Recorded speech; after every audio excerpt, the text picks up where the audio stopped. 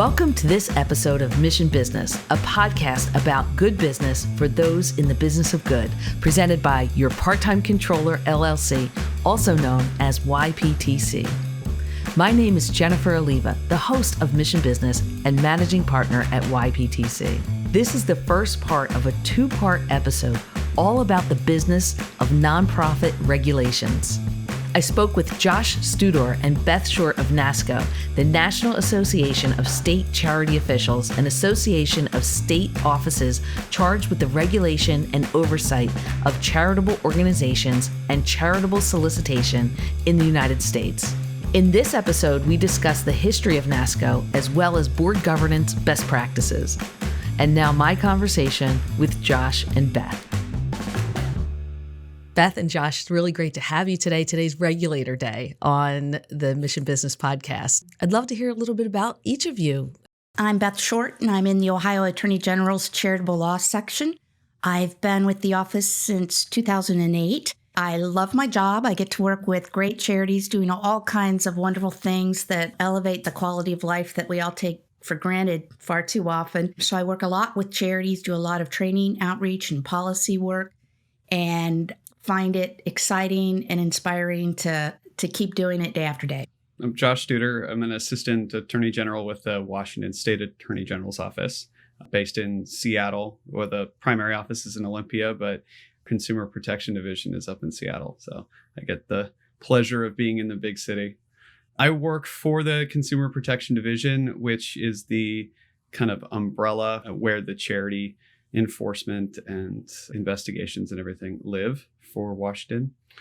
I've been doing this for about 4 years now, and I've been an attorney since 2008, which surprises me sometimes.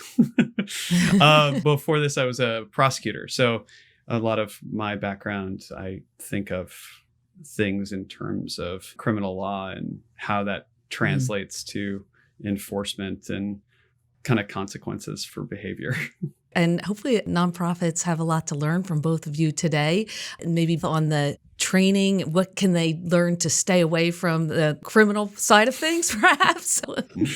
Josh, tell us a little bit about the AG's office or the Attorney General's office and how Attorney General's offices have come to regulate charities. This is some of the oldest law that we have in the United States. So it started way back in medieval England when they were developing the law of charities. Essentially, what you'd have is people who would donate money for a specific purpose.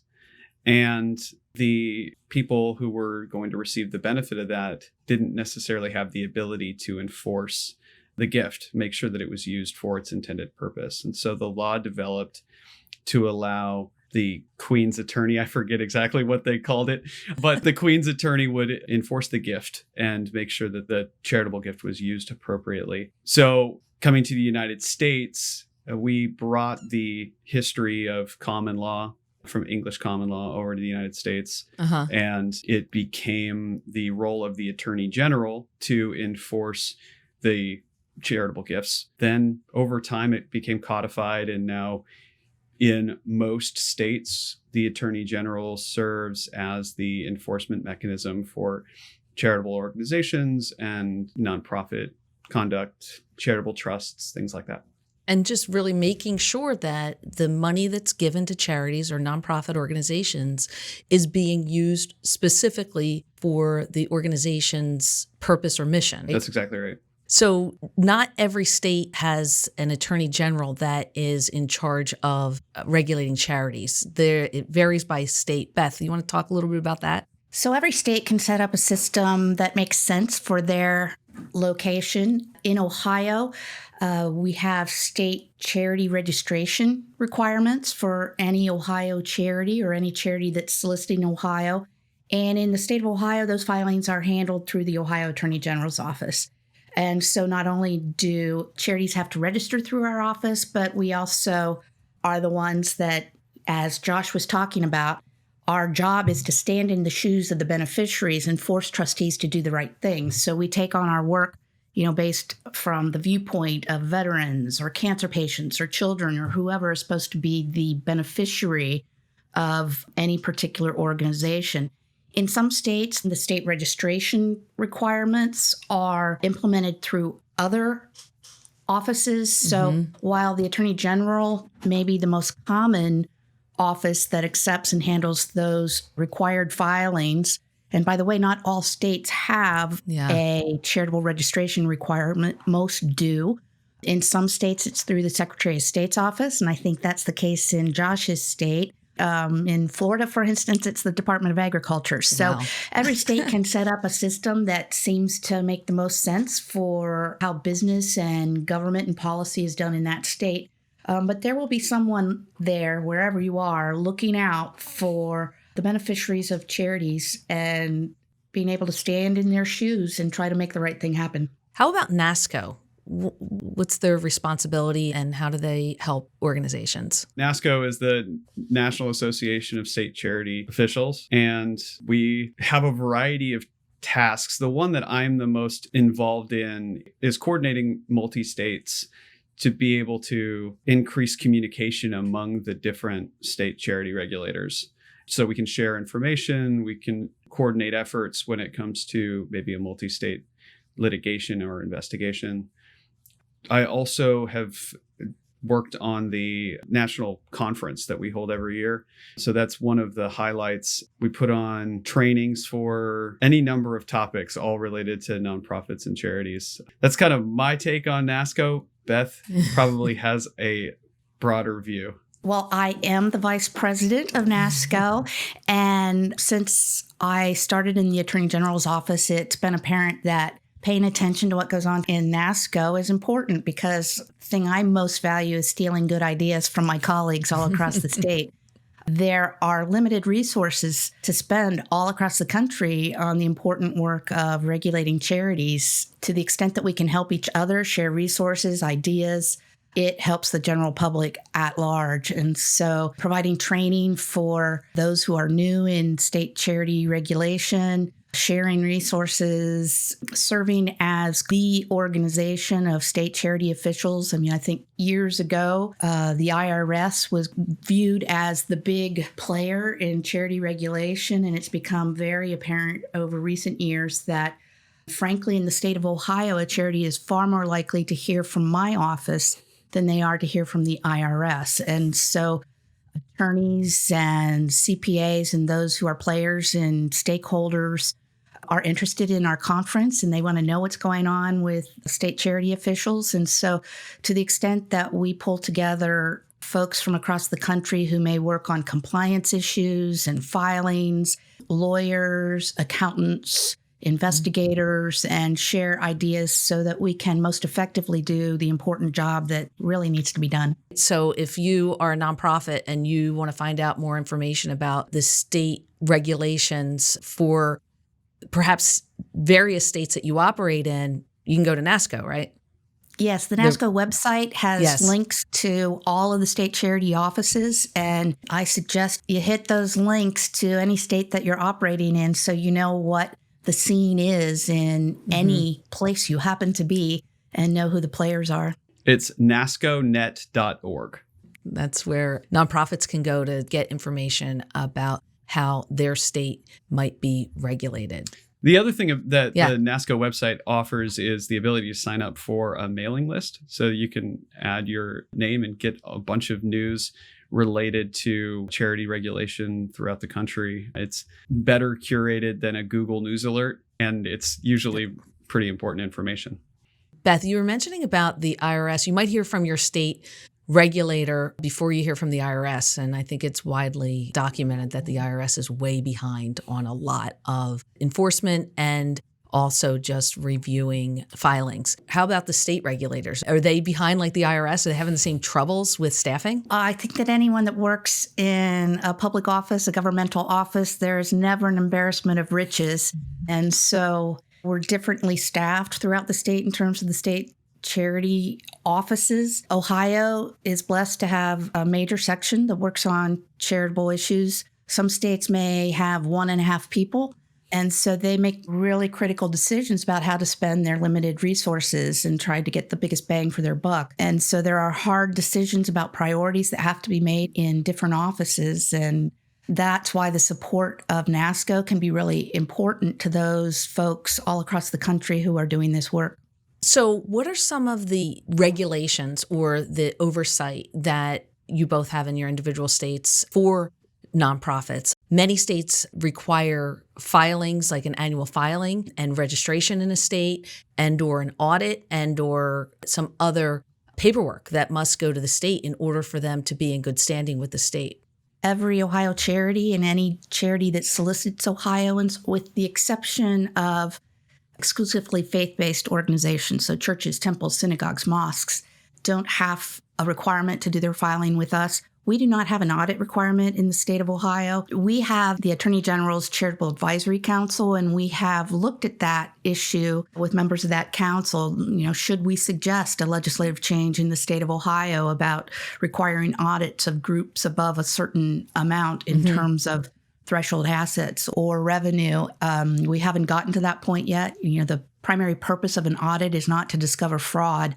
And so it's one of those issues where when there are public policy issues, what we try to do is weigh the costs of implementing those decisions, because we know that charities are working hard and doing as much as they can to make the world better. And so every new requirement will subtract a small bit from their time and effort, but yet we have this charitable sector, and accountability and integrity and transparency is so critical for communities at large to trust the charitable sector and these organizations that people depend on for basic, even life-saving activities. And so we have to balance the inconvenience of filings, for instance, against how important is it in terms of trying to reach transparency, accountability, and protecting the integrity so that the public at large continues to feel safe in making investments in the charitable sector.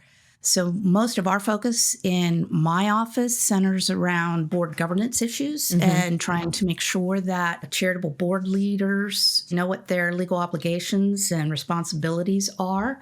And frankly, in most of our enforcement efforts, there's been a board that's been asleep at the wheel in some manner. And so that becomes the center of everything. Both we spend time on training and proactive preventive measures, but it also plays such a disappointing role in a number of the enforcement actions that we end up taking.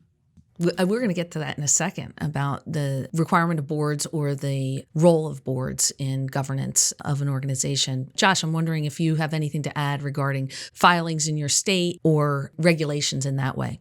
Sure. So Washington's actually undergoing quite a bit of change regarding this. The legislature, in coordination with the nonprofit sector, has redrafted the Nonprofit Corporations Act.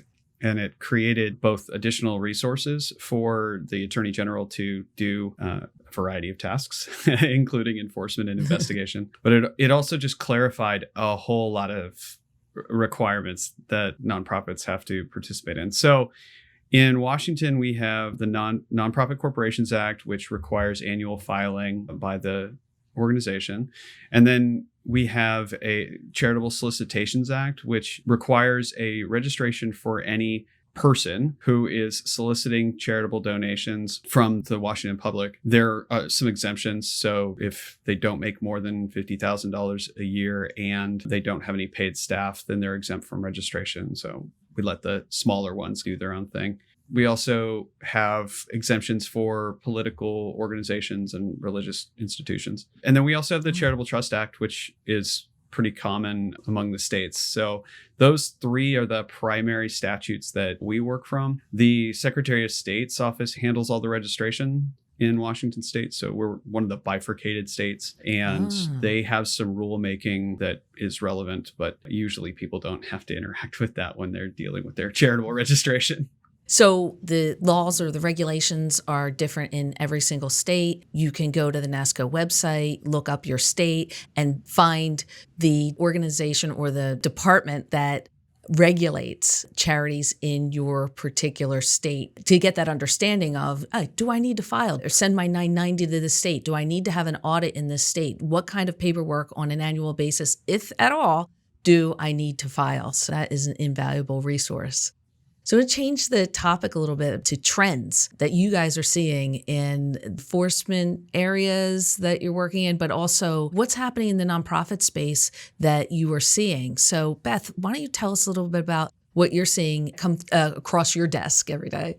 It's certainly no surprise that COVID has had a huge impact on charities all across the country. And it was very apparent from the very early days of learning what coronavirus might mean. And I have to admit, when I got sent home from work, I thought, we'll be done with this in 2 weeks. We all did. We all hoped. Yes, exactly. And so it immediately raised concerns about, we're all sent home. Well, what does that mean operationally for charities?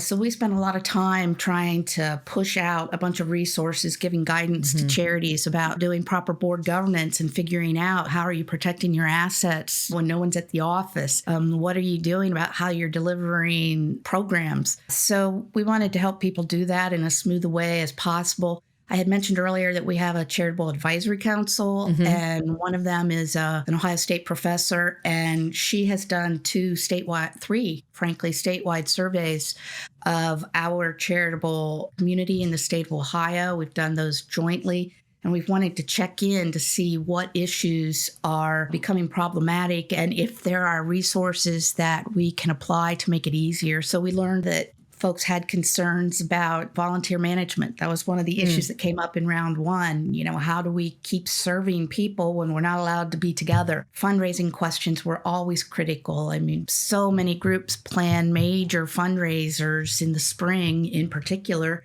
that may fund most of the year's activities. So what do those groups do when they weren't allowed to have public events? And so it has had a tremendous and painful impact, but frankly, I think that the charitable sector showed their true colors by buckling down and providing even more services that were needed, particularly in the human services sector, having to serve more people because of so many folks who had lost their jobs and other pressures they had, finding new ways to develop service delivery plans, exploring new types of fundraisers that they had never before had to worry about. So we keep trying to keep our fingers on the pulse about how our charities are responding and if there are ways that we can provide tools to them. I think that the long-term impact of COVID, we haven't exactly seen it yet for the charitable sector, but I think as a lot of the public funds and stimulus monies start drying up, I think there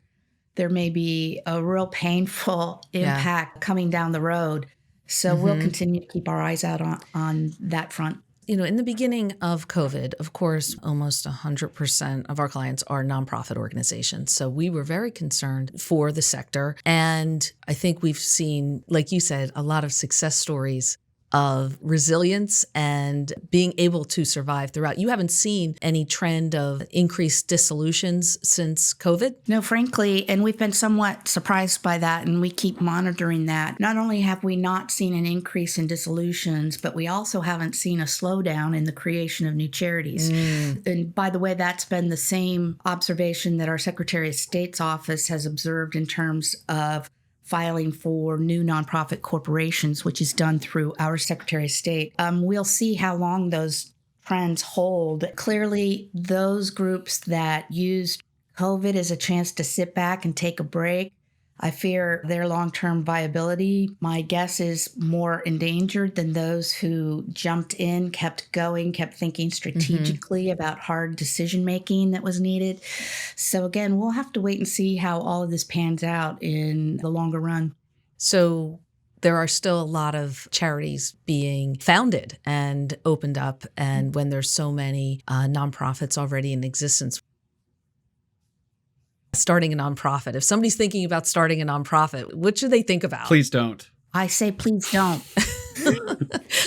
Oh, gosh. Please don't. For the love of all that is good on the earth, when you have a great idea to make your community stronger, your first step does not need to be forming a new charity, because many people aren't prepared for the commitment that it takes to run this business in a really thoughtful way. And they would be far better off instead to work in partnership with a more developed organization that has figured those out and see if it does have legs, this concept where you will then be able to get to a firmer footing if you do decide to go ahead and start a new charity. But it takes a lot of work and a lot of commitment to run a charity like the business it needs to be run with a level of seriousness and commitment by a number of people. It is a serious business, as we're talking about right now. Regulators, the IRS, you are taking public funds in support of that mission. I say it's like a public company and is regulated as such.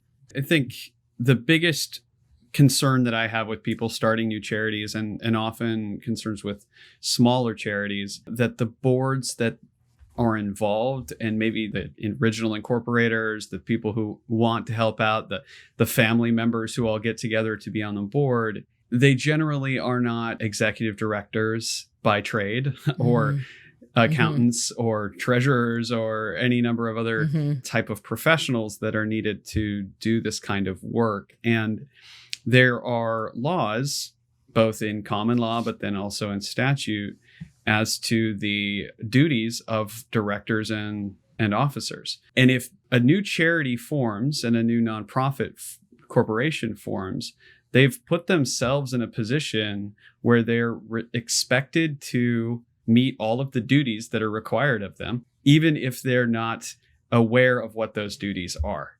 So, for example, there's a duty to account. What that means is that every charity or charitable trust needs to be able to account for their charitable assets at any point in time and be able to provide that information to someone who asks, particularly a regulator. That's the biggest concern that I have with people starting new charities, is that they don't understand the obligations and the potential legal liability that it creates just to start handling charitable funds.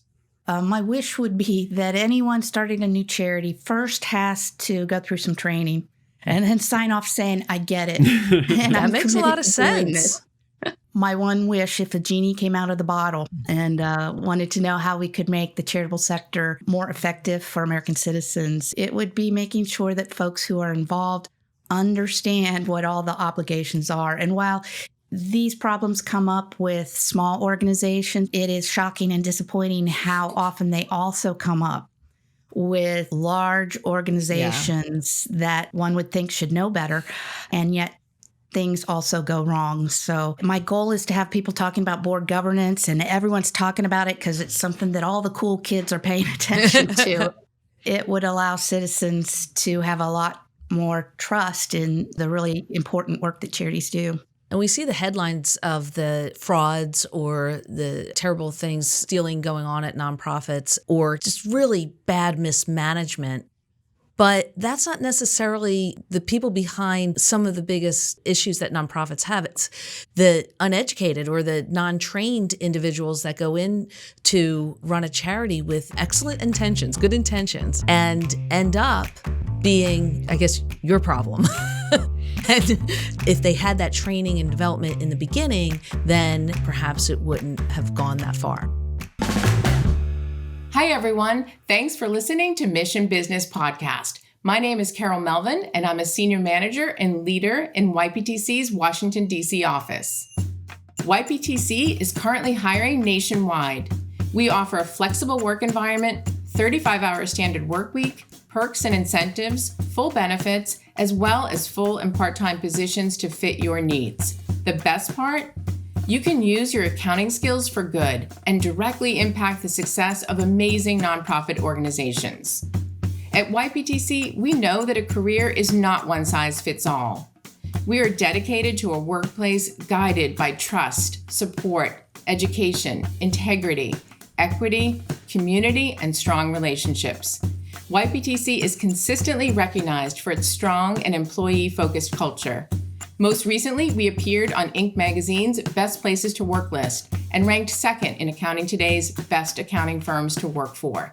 So what's next? Are you ready to love your job? Apply today on yptc.com or contact careers@yptc.com. We can't wait to meet you. We talked about board governance. What are some of the things that you're seeing as problems with boards now? The biggest thing that I'm dealing with, it seems to be on a regular basis, is people who commingle funds in any number of ways. It's very common to see commingling of private accounts of the executive director with the accounts of the charity. And this harkens back to what you were just talking about, where it's not necessarily an intentional malfeasance, but it's something that they don't know any better. But as a result, what you have is either like someone goes to Walmart and gets their groceries and they say, well, I'll use my charity's debit card for this one and I'll pay it back later or whatever. Yeah. And then they can't account for the problems. But I also see commingling, and I'm using that more broadly in the context of instances where you have a for-profit and a nonprofit both run by the same individual or the same groups of individuals, and there isn't that extra step to make sure that there's no conflict of interest. So you could have person A both running their nonprofit and running a fundraiser, and they don't have a board properly screening. So I see both of those things as big problems in board governance. The other thing I see that's pretty common is not following the corporate form, not meeting regularly, not voting, not keeping minutes. That may seem like petty stuff that you don't really want to do and you shouldn't really have to do. But ultimately, it protects the people who are involved because those records can be provided to people like me to say, hey, this is what we did and when we did it and why we did it. And we all voted on it. And it protects the board members from individual liability in some circumstances. If you get questioned by a donor or someone goes to the state regulator and says, hey, I think you should investigate this nonprofit, potentially it will get to a point where that state regulator is looking at your minutes, looking at your governing documents and seeing if you're in compliance, correct? That is question number 1, 2, and 3 in my civil investigative demand when I send it out to a new charity. Yeah, so you are watching. For sure. Josh is watching. I could point out another thing. When harm is done to charities, it's not generally by a stranger off the street. It's someone that is well known to those who are involved in that organization. And sometimes those of us who get involved in the charitable sector do so because we have this generous spirit. We're trusting of people. And so Mrs. Smith has been the treasurer for years, and I don't want to insult Mrs. Smith by suggesting that Mrs. Smith should not be the only person doing financial activities for the group, and we need to set up processes. Trust is not an internal control. That's right. And so setting up, internal controls that allow accountability, like Josh has talked about, is job number 1 for board members. And so many times we see these kinds of things that have happened and the board has been totally asleep at the wheel, whereas it's not that much harder to do things the right way. It only takes marginally more work to do things the right way by involving multiple people, but it buys you a whole lot of sleep at night, and it's what you're required to do. You are just singing out of my songbook, Beth, because oftentimes what we see is there is a lack of oversight from the board when we come in to work with an organization and they haven't asked the right questions. They're not saying, where are the financial reports? We haven't seen a financial report in a year. That should be a red flag. How far behind are we on our 990s? Oh, 3 years? That's a huge red flag. And boards should be aware of this and asking those questions. And I think where they get into trouble is abdicating decision-making to executive directors or others in management instead of taking the proper board responsibility and following their duties of care. When you're a board member, you're responsible for what you do and what you fail to do. And so not ensuring that these practices are in place is a breach of your duties, and it really endangers the long-term viability of that organization that people rely on. It's really a lot easier to get in trouble with this than you might think, because the standard, at least in Washington, is gross negligence.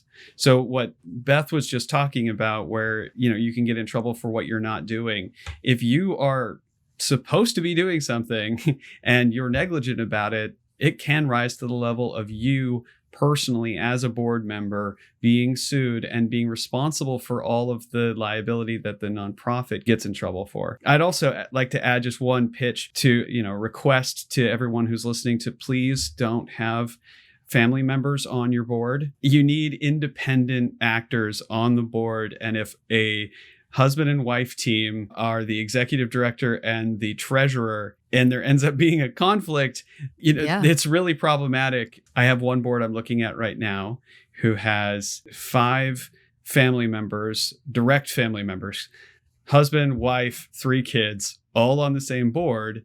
And there's only 10 people on this board, which means that the main person kind of has a voting block of half of the board before walking into anything. So it's not a good idea to have family members on the board. It looks bad when regulators look into it, when donors look into it, but it also just keeps your organization from functioning well. Absolutely. And I was going to say, from a donor perspective, I mean, this is a good takeaway for our audience. Be looking at those type of things. If you are giving any donations, you want to take a look at the organization's website, which typically will have the financial statements, audited financial statements, and the 990 on there. And you can take a look on the 990 of who are the board members. And typically they are also listed on the organization's website. So important information for all. When I go out and do board governance trainings, there is a scared straight part of training where we talk about how things can go wrong. And so I don't want board members to fear serving as board members. We're greatly appreciative of folks who are willing to step forward and provide community leadership. We all have different sizes of bank accounts, but we all only have 24 hours in a day. And so we need people to be willing to step forward and perform these roles. That's right. We're appreciative of folks that are willing to do that. But we do want them to avail themselves of some of the tools that are out there so that when they do the job, they do it in the right way. And that will be a far more rewarding experience for them on a personal level, as well as honoring that mission that they're excited about being supportive of. Yes. And thank you for saying that. We don't want to scare away all of the capable board members out there and who might not have the perfect experience, but can get the training to do so. Right. And, in the state of Ohio, we have specific language. We don't expect people to be lawyers or CPAs or financial gurus. They need to conduct themselves with the level of care, skill, and diligence that a normally prudent person would use in how they handle their family finances. So if you wouldn't cash your paycheck out on a Friday and put the cash in a paper bag and leave it on the porch for your son to pick up before the next day, don't do that with the Booster Club's concession stand money from the football game the night before. So if you wouldn't do it with your own money, don't do it with the charity's money. And so it's not rocket science what we're asking charitable leaders to do. It only, again, takes this much more work to do things the right way, but it buys your organization long-term security, which is far more rewarding for everyone. I became the treasurer at my church. And before I became treasurer, the only way to get out of being treasurer was to move out of state or die. And I wasn't really interested in a life appointment. But we didn't really have well-developed policies. So we spent time, what does it look like to do a responsible job handling the financial activities? And we developed a number of practices. I would do a report, and before a report would go to our governing board, it would be reviewed by 2 of 5 people who would go in and view our accounts, reconcile the information, make sure that I was providing a complete and accurate report. And these are the policies that boards need and must develop. These policies protect the organizations. They protect the people doing these important roles, like me as treasurer, because I didn't feel I was in it all alone. And thirdly, it helps with continuity.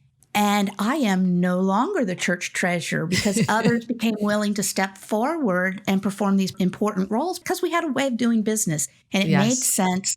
And it's just how things are taken care of in that organization. So, the smallest of charities can develop those same kinds of practices that, really comply with what they're obligated to do. Well, I love how this conversation is going because we did start out with the scared straight conversation of how much trouble you can get in as a board member, then turned it around to training and what you need to know. talking about policies that you should have in place as a board member and follow them. And then succession planning. You did a great job of succession planning, Beth, at your church. Yay. I swear, the accountants and the attorneys and people involved in nonprofits always get the tough treasurer jobs, and it's really hard to get out of them, I know from personal experience. Yeah, so this is what keeps organizations vibrant over time. And failure to take these kinds of things seriously can really limit the life cycle of charities. And so there is no shortage of resources that are out there. People can look online. If they happen to be in a state like Ohio, we like to think we have a lot of helpful resources on the Attorney General's webpage to help people think through what kinds of policies and practices. Yes. But, even if you don't have that in your state, there is no shortage of stuff out there that can prompt people to get a better understanding of how to do things the right way. There's Board Source, there's the National Council of Nonprofits, and like you said, your state charitable regulators also have a plethora of information on their websites where organizations can find out more on how to better govern and what policies they should have. Highly recommend going and checking some of those out. Josh, anything to add on the board governance conversation? I'll just add that a lot of states have nonprofit organization umbrellas, I guess. Washington State, for example, has Washington Nonprofits, and you can visit their website to be able to get a bunch of free and then sometimes paid for information about how to start, run, dissolve a corporation. I think probably the majority of states have a similar organization that is often taxpayer funded. And so it's a good another resource. Thank you for joining me for the first part of a 2-part episode of the Mission Business Podcast. We look forward to bringing you more stories of innovation and perseverance from nonprofits around the world. I want to thank the team at PWP Video for their guidance and assistance in the development and production of this podcast. They are a great partner for Media with a Mission, and you can find them at pwpvideo.com. Additional information about this episode can be found at missionbusinesspod.com. And follow us on social media at Mission Business Pod on Instagram and Facebook, and at Mission Biz Pod on Twitter. I want to thank our guests for this episode, Josh Studor and Beth Short of NASCO. This podcast was produced by Erica Blair and Geraldine Dressler of Your Part-Time Controller, LLC. Dave Winston and Michael Schweisheimer are our producers from PWP Video, and the show was directed and edited by Pat Ganley. Again, I'm Jennifer Alleva, and we'll see you here next time on Mission Business Podcast, presented by Your Part-Time Controller, LLC.